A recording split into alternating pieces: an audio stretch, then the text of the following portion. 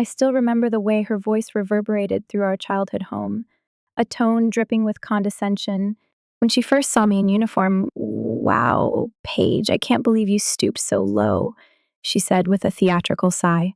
She was my older sister, Nadine, the bold visionary who yearned for stardom in the fashion world. But to me, she was also the person who had turned her back on all the values our parents taught us, trampling over loyalty, respect, and basic decency in the pursuit of her dream. When I enlisted in the Army, I did so because of my genuine desire to serve, to protect, and to discover a discipline within myself that I could never fully articulate. But to Nadine, any job that didn't revolve around glamour, style, and social media clout was beneath her. I was the unfeminine sister who wore boots and carried a rifle, while she was the elegant one who displayed bright dresses and dreamt of runway success. I never let her words bother me too deeply, at least not in front of her. Perhaps, the first told myself, she was just insecure. Perhaps she just didn't understand what it meant to serve something bigger than yourself. But deep inside, every subtle jab and mocking comment scraped away at me, adding yet another layer to my determination, both to succeed in my military journey and to forge my own sense of confidence. I found that confidence on the training fields, beneath the scorching sun, among people who never once questioned my choice to wear a uniform. We shared a bond formed by enduring hardships together, learning to push ourselves beyond what we thought possible. But Nadine had her own journey, a path she believed was paved with glamorous opportunities, eventually culminating in her attempt to start a clothing line. She always carried around thick sketchbooks with flamboyant designs, and she'd wave them in my face every time I came home on leave. "Look, Paige, see this new collection? It's going to be the next big thing. I just need a bit more funding, but I can't expect you to understand money matters, can I?" she'd say, her tone both dismissive and triumphant. I usually just smiled politely, somewhat amazed at how we could be so different. Blood relatives raised under the same roof. One might think our parents, had they still been around, would have reined her in, or at least taught her to respect my choices. But we lost Mom when I was 10, and Dad just 3 years later, leaving Nadine and me to navigate the world on our own. She was 18 when Dad passed, and I was 13. For a while, she did her best to be my guardian. But as time progressed, she found her calling in partying and preening before cameras, chasing any opportunity that promised a brush with fame. I learned independence the hard way, growing up faster than I would have liked. During my teenage years, while Nadine flirted with the local fashion scene, I gravitated toward the Reserve Officers Training Corps in high school. I loved the sense of purpose it gave me, the camaraderie and the promise of a more stable future. I longed to travel and see the world, maybe even to pay my respects at the foreign grave sites where so many servicemen and servicewomen lay. Nadine found it all barbaric, though she never admitted it outright. Her scorn said it all whenever she watched me shine my boots or fold my fatigues. "That's not what real women do," she'd say, tossing her hair back with haughty flourish. Still, we were sisters, and I hoped time would bring mutual understanding. But things took a darker turn when her fashion dream started costing more than she had. She was talented, nobody could deny that. Her sketches were intricate and bold, mixing bright colors with edgy cuts. Yet she lacked the business acumen to make it profitable. One night, during my final year of active service, she called me in tears. She said her budding line was about to collapse because she couldn't secure enough investors. She was in debt, and her designs, which she believed were groundbreaking, sat in boxes, neglected. "Paige, I'm desperate," she cried, her voice trembling through the phone. "I just need, I don't know, maybe 5 or 10,000, just enough to get me through production, so I can fulfill a few orders. After that, it'll take off. I promise." I felt torn. On one hand, I wanted to help her, but on the other, I had just finished paying off some of my own obligations, including a small mortgage for a modest property, where I planned to settle after my term ended. My finances weren't flush, but I had my savings carefully tucked away. "I'm not sure I have that much to spare, Nadine," I told her gently. Let me see if I can shift some things around. But she sighed dramatically as if I was personally failing her.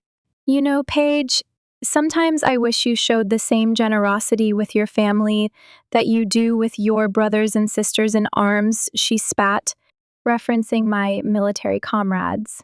I stayed calm and explained that I'd help how I could, but it wouldn't be enough to wipe away all her troubles. Time passed. I visited home a few weeks later, ironically in uniform, because I'd come directly from a military event. Nadine greeted me with a wry grin. "You're still playing soldier, huh?" she said, ignoring my outstretched arms for a hug. "Yes, and I'll be proud to do so until my last day," I replied. She rolled her eyes, motioning me inside. There was tension in the air, swirling around us like the thick fragrance of her ever-present scented candles. That night, I stayed in our old house. It needed repairs, a leaky roof, peeling wallpaper, but the living room still had the familiar warmth that reminded me of better days. Nadine complained to me about her business woes, enumerating all the potential investors who had turned her away and the banks that refused her loans. I tried to be sympathetic, but something about her desperation set me on edge. I felt her eyes darting around as if she were searching for something. The next morning, I decided to do some errands around town. My plan was to visit the local bank, finalize some paperwork for my own transition out of active duty, and then check if I could possibly spare a few hundred to lend Nadine, even though it wouldn't fix everything. But when I retrieved my personal safe, hidden in the closet beneath a pile of thick blankets, I discovered it was already open. My heart pounded, my stomach twisted. My cash $5,000 stat I'd painstakingly saved over the past year was gone. For a few silent moments, I stood in shock, the emptiness of the safe echoing the emptiness I felt in my chest. I confronted Nadine immediately, voice trembling but controlled. "Nadine, where is my money?" She tried to feign ignorance at first, acting scandalized that I would even suspect her. But her performance was unconvincing, and soon she let out a defensive sigh. "Okay, fine," she snapped. "I took it. But you're a soldier. You can always earn it back." I had no choice. My business is my life's work, Paige. I can't just let it die. Don't be so dramatic. Those words stung her casual dismissal of my sacrifice, my hard-earned savings, and the time I spent risking my life while she partied and posted selfies. But what came next cut even deeper. When I demanded she return the money or at least promise to pay it back, she tossed her hair and stared down her nose at me. "You shouldn't care about money so much, Paige. You're a soldier, right? Isn't that supposed to be a noble calling? Money is for materialistic people who can't see the greater good," she said, twisting my values into a weapon against me. My breath caught in my throat. Anger pulsed through my veins, turning my face hot, and I had to clench my fists to maintain composure. I couldn't believe the audacity of it all.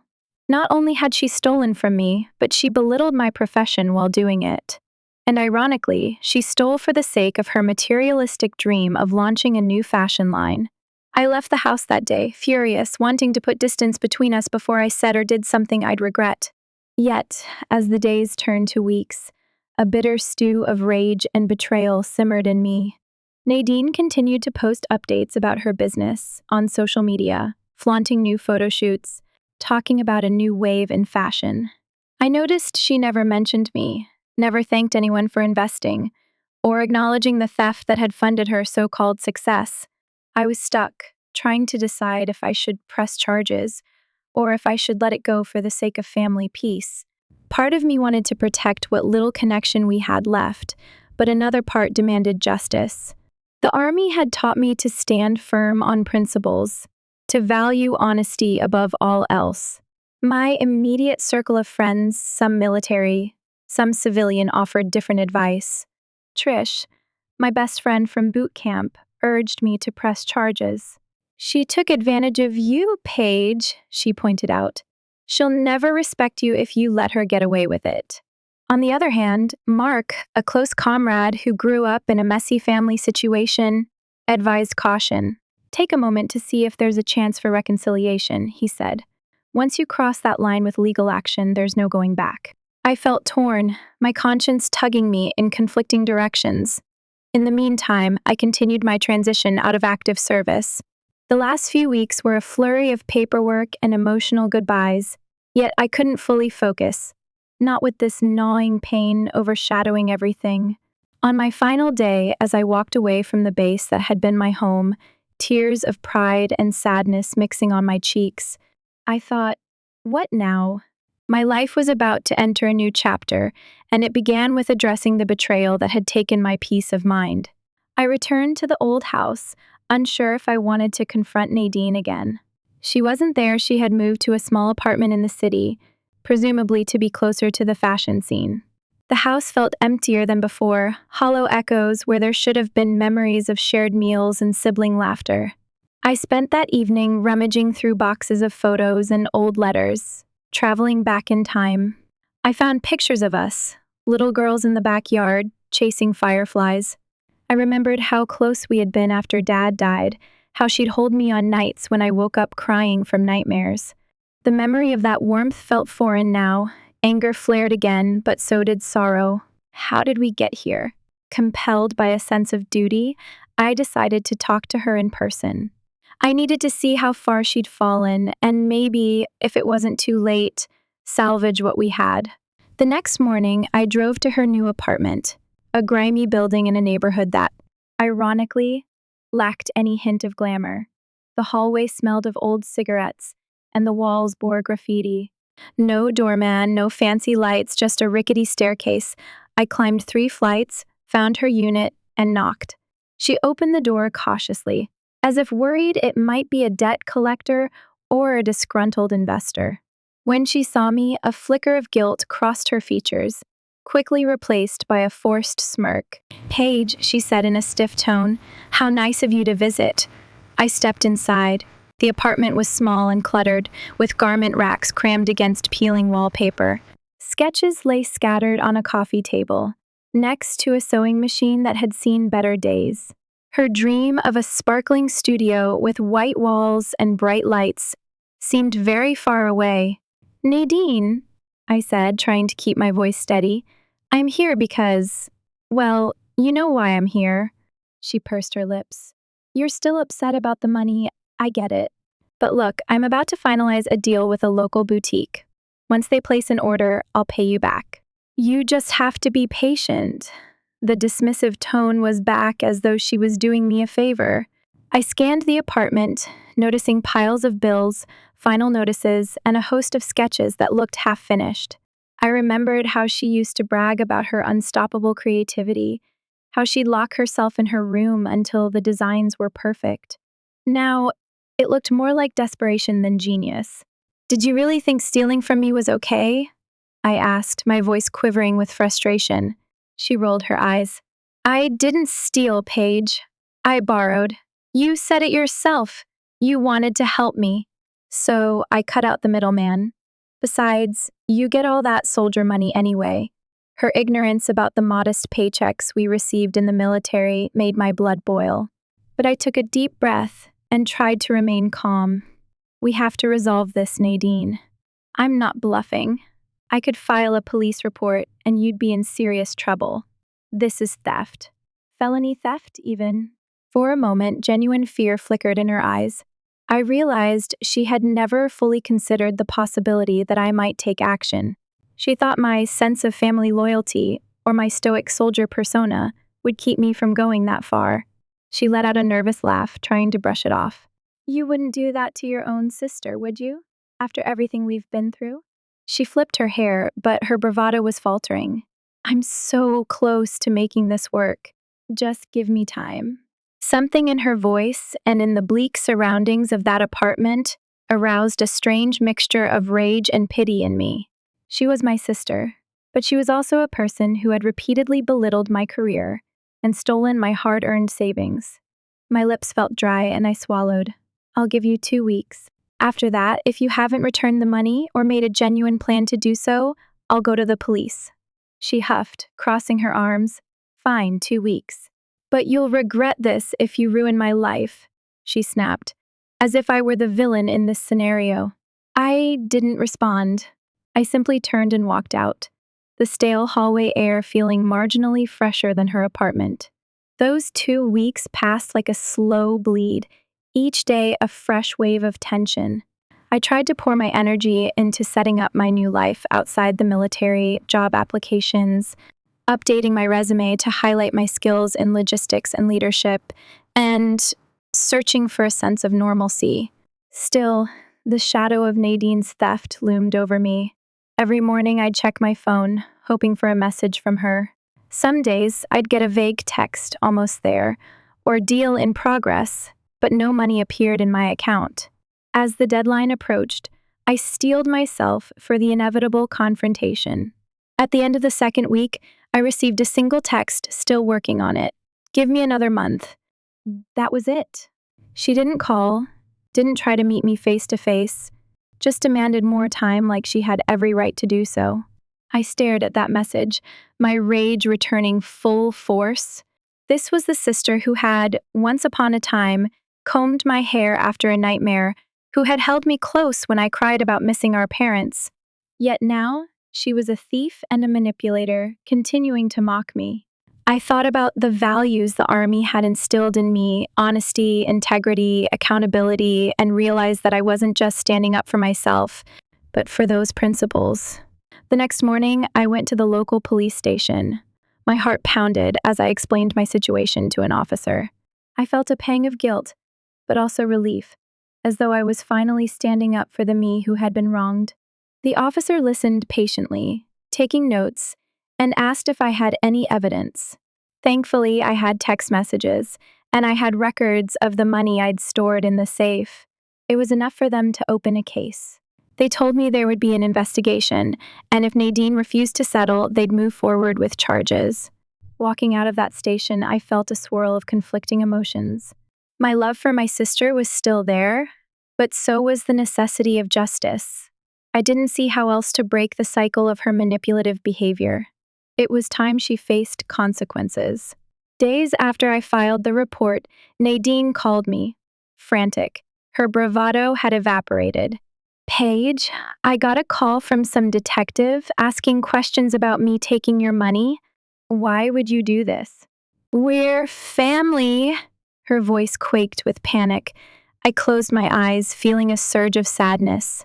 I warned you, Nadine. I gave you extra time. You left me no choice. She sniffed into the phone. Tears or maybe just frustration.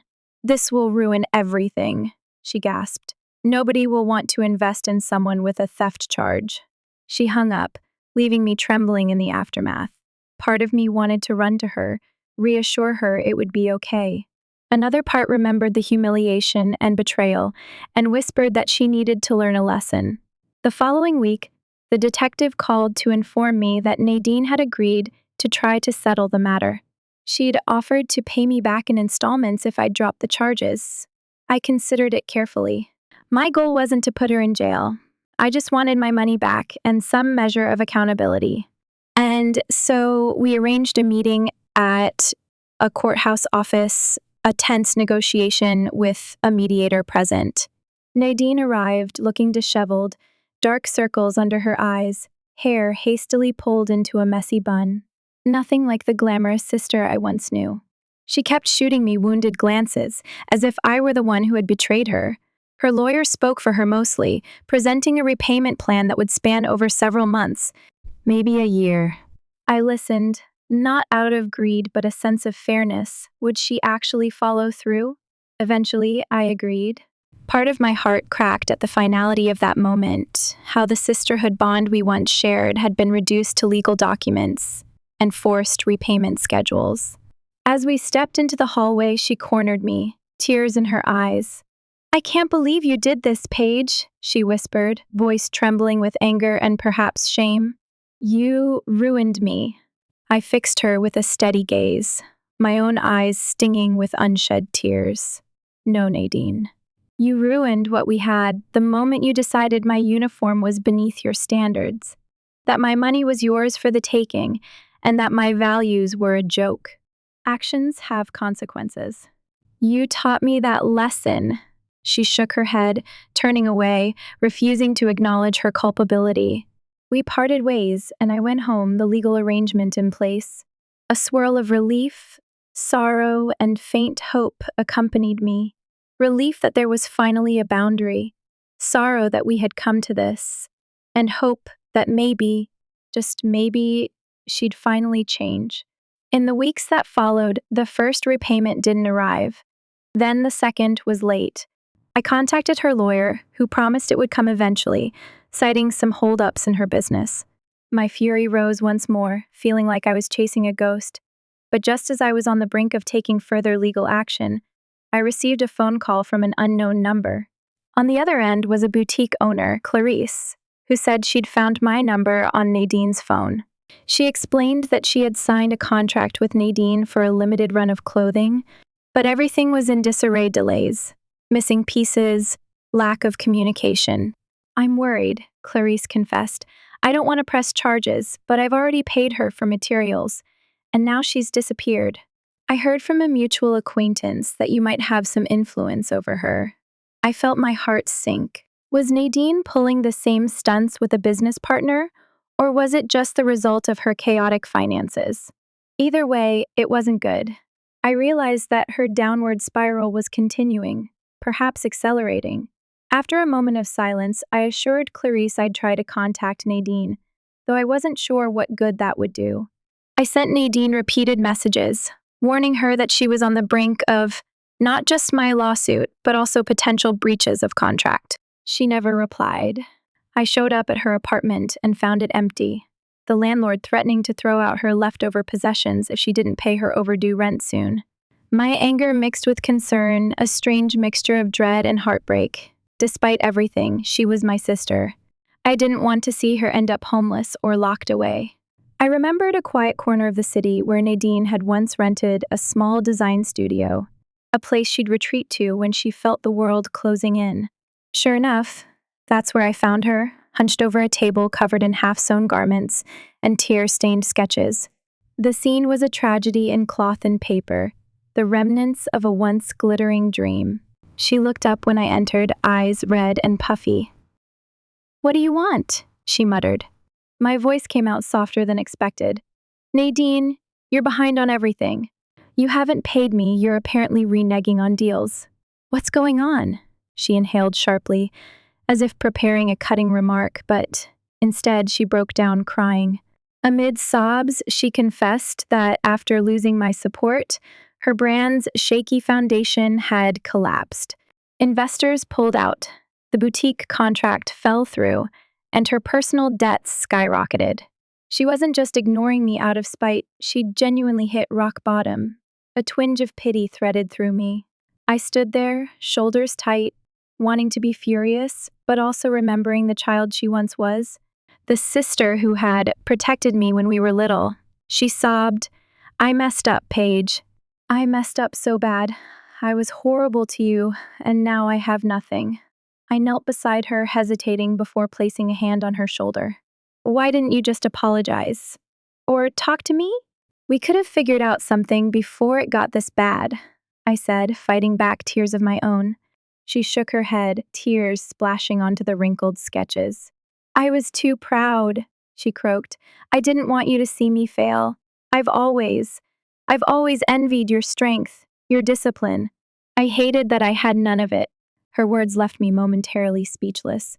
I exhaled slowly, a sense of compassion overtaking my anger. "Nadine, discipline isn't something you're born with," I said quietly. "It's something you cultivate, step by step. You could have done it too. You still can." She let out a hollow laugh. "I doubt that. I'm about to lose everything." I took a deep breath, feeling the weight of the years behind us, the complexity of family ties. "Look, your dream isn't over until you decide it's over. But you have to do things the right way, the honest way, and you have to pay back what you owe, to me and others. No more running, no more excuses." She nodded slowly, wiping her eyes. "I know, it's time." Over the next weeks, I helped her arrange a meeting with Clarice to salvage what was left of their contract. We came up with a bare-bones plan. Nadine would finish a smaller run of the collection, focusing on the pieces she could actually produce well. And in return, Clarice would extend partial payment that Nadine could use to begin repaying me. It was far from perfect, but it was a path forward. I remained firm, though. If Nadine defaulted again, I'd let the legal system take its course. With surprising determination, Nadine threw herself into the project. She spent days in that small studio, sewing, revising designs, and even collaborating with a couple of local seamstresses who agreed to help for a modest fee. She was forced to swallow her pride and accept that she wasn't the unstoppable star. She thought she was, but a beginner in a cutthroat industry. I saw glimmers of the old Nadine in her, the creative spark, the dreams dancing in her eyes, but also a newfound humility. At the same time, I found a job as a security consultant for a local company. The pay was decent, and it utilized some of the leadership and organizational skills I had honed in the Army. My life began to settle into a routine, something normal: waking up, heading to work, maybe catching dinner with friends, then checking on Nadine's progress. Slowly, very slowly, she started sending me partial repayments. $50 here, $100 there.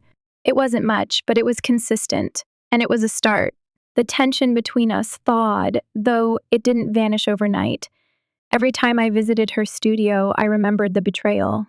But I tried to focus on what she was doing now, not what she had done. We talked more openly, though our conversations were mostly about practical matters: supplies, deadlines, finances. One evening, she surprised me by offering me a seat at a small table where she'd prepared tea. I just wanted to say, "Thank you, Paige," she mumbled, eyes cast downward. "I know I caused you so much pain. I'd understand if you never wanted to speak to me again." I sat down, took a sip of the tea, and let out a slow breath. "I'm still hurt," I admitted, "but I also remember the sister who took care of me after our parents died. Maybe we can find our way back to something good eventually." Her lips trembled in a faint smile, and for the first time in forever, I saw genuine warmth there. Weeks rolled into months. The mini collection for Clarice's boutique launched, garnering modest but positive reception. Nadine painstakingly used every profit margin to continue repaying her debts. It would take a long time to clear everything, but she was slowly digging herself out of the hole she'd made. Oddly enough, that forced humility began to shape her into a more thoughtful, responsible person.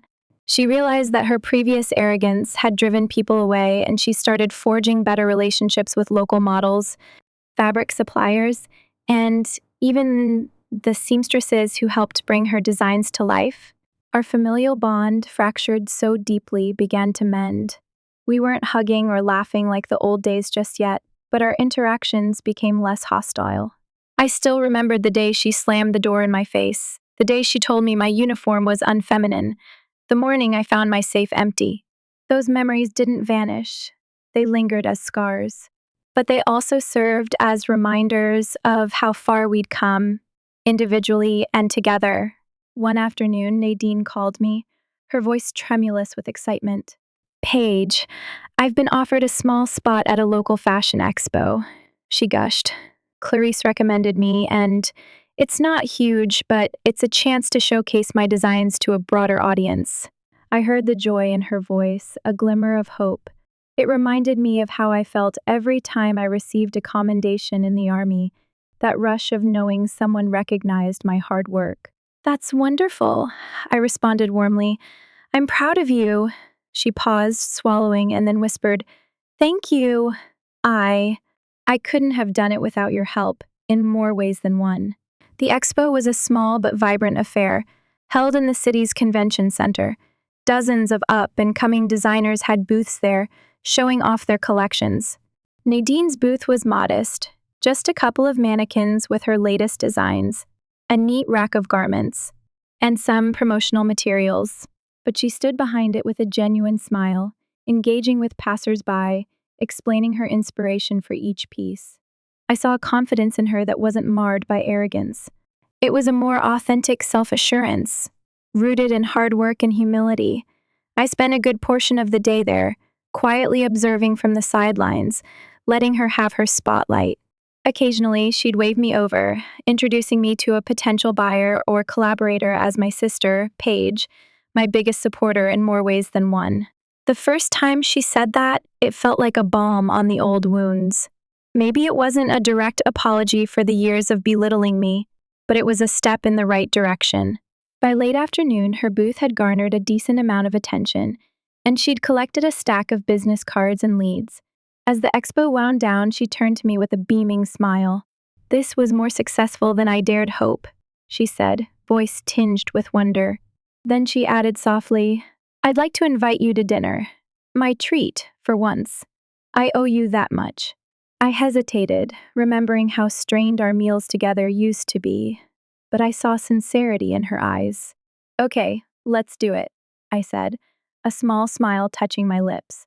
We ended up in a humble Italian restaurant near the convention center, a far cry from the flashy eateries she used to frequent. But something about the cozy booth and the subdued lighting felt right for this conversation. Over plates of pasta, we talked about everyday things: my new security job, her next design project, even random childhood memories that made us both laugh. The tension that had weighed on us lifted, replaced by a sense of guarded but hopeful camaraderie. As we finished dinner, Nadine cleared her throat, fidgeting with her napkin. "So, I'm about halfway through repaying you," she began quietly, not meeting my gaze at first. "I've set up an automatic transfer, so you'll get a monthly payment until I'm fully caught up. And I know that's the least I can do, but I want you to know I'm serious about making things right. Not just financially, but between us." I found myself swallowing a lump in my throat. "Thank you, Nadine," I said softly. "I appreciate that, and I believe you." She nodded, tears glistening. "It might take a while for you to trust me fully again, and I don't blame you. But I'm here and I'm trying."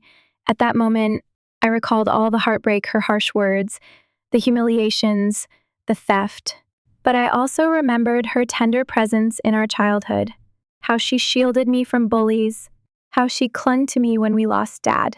Life had twisted us in different directions, but maybe we were finally finding our way back to a relationship built on respect and understanding. In the months that followed, Nadine continued to progress. She secured a few small contracts to design uniforms for a local dance troupe and to create custom outfits for special events. It wasn't the high-profile runway scene she once craved, but it was an honest living, and she thrived in the smaller, more personal scale of it. She also opened up more about her struggles, admitting that she had always felt overshadowed by my resilience, never realizing it was a skill she could learn herself. I, in turn, explained how her relentless teasing used to chip away at my confidence, though I tried to hide it behind a tough exterior. Our communication improved. We shared more about our lives, and slowly I felt a genuine sisterly bond being reforged. She'd occasionally ask about my experiences in the Army, not in a mocking way, but with genuine curiosity, as though she finally wanted to understand what drove me to serve. I confided in her about the nights I'd spent in foxholes, the memories of lost comrades, the sense of purpose that uniform gave me. She listened, her eyes wide with empathy, and admitted she hadn't realized how deep my motivations ran, or how much risk I had faced. One night, several months later, she invited me to a small celebration at her studio. She had managed to fully repay me by then, a milestone she wanted to mark. A handful of her seamstresses and a couple of local designer friends were there, chatting amid the racks of finished garments. Soft music played in the background, and a modest spread of appetizers sat on a table. Nadine popped open a bottle of sparkling juice. "Alcohol wasn't in the budget," she joked. I saw the pride on her face, a newfound sense of accomplishment untainted by deceit. When she handed me a glass, I tapped it lightly against hers. Our eyes met, and we shared a small, grateful smile. "Thank you, Paige," she said, her voice thick with emotion. "For everything." I nodded, the lump in my throat preventing a lengthy response. "I'm proud of you," I managed, tears stinging at the corners of my eyes. We clinked glasses, letting the moment wash over us. It wasn't a grand, dramatic finale, but a quiet, heartfelt acknowledgement of the journey we'd both taken. From that point on, our relationship entered a new era. We were two flawed individuals, bound by blood and tested by betrayal, but slowly discovering that forgiveness and growth were possible. Nadine continued to expand her small fashion ventures. She stuck to realistic budgets, networked responsibly, and respected the boundaries of others, including mine. I found a steady rhythm in my new civilian life. Occasionally, I'd catch a glimpse of my old uniform in the closet and feel a pang of nostalgia, but I was content with my path forward. In time, Nadine and I began sharing holidays again, cooking together in the same kitchen we grew up in. We laughed over our old arguments, teased each other lightly, and found that the bond of family could be reforged if both parties truly worked at it. Our journey was complicated, fraught with tension and heartbreak, but it led us here, to a place of cautious but earnest peace. And so it was that this tangled story of pride, betrayal, and stolen savings found a kind of happy ending. Not the fairy tale type, but a real one, where scars remain, where trust can be fragile, yet where the determination to heal and move forward can outweigh the mistakes of the past. Nadine learned that dreams can't stand on lies and deception, and I discovered that even the deepest wounds can mend when met with accountability and sincere effort. In the end, our love, tested by fire, survived. And for sisters who once stood at opposite ends of respect and scorn, that was a victory more profound than any runway show or military medal could ever provide.